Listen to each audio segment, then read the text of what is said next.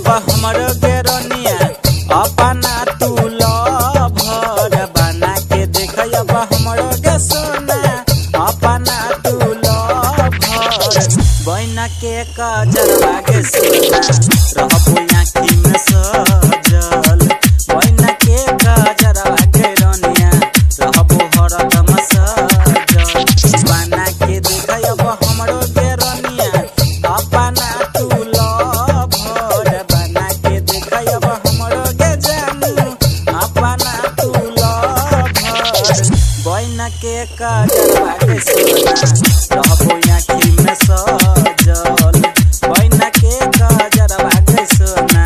रहबो हरदम सजल।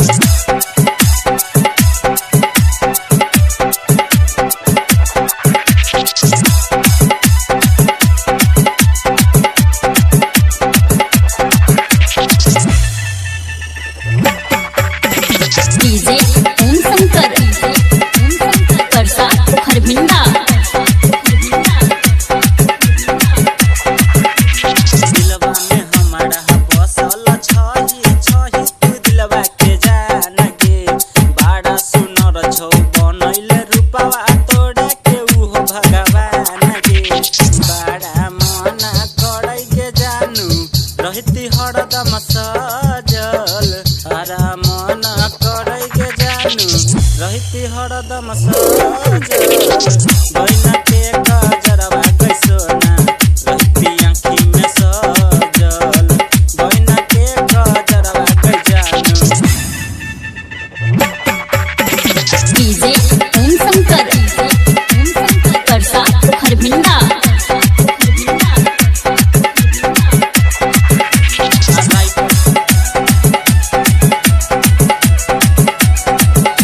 राइटर राहुल के मानिल बतिया करै छौ तोरा से प्यार गे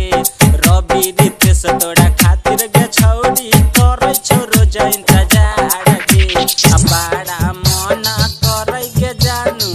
रहती हमहू फसल बड़ा मना करै गे सोना रहती हमहू फसल बना के कजरवा गे सोना रहबो आँखी में सजल बना के कजरवा गे जानू बना के देख अब हमरो गेरनिया अपना तू लभर बना के देख अब हमरो गे सोना अपना तू लभर बना के कजरवा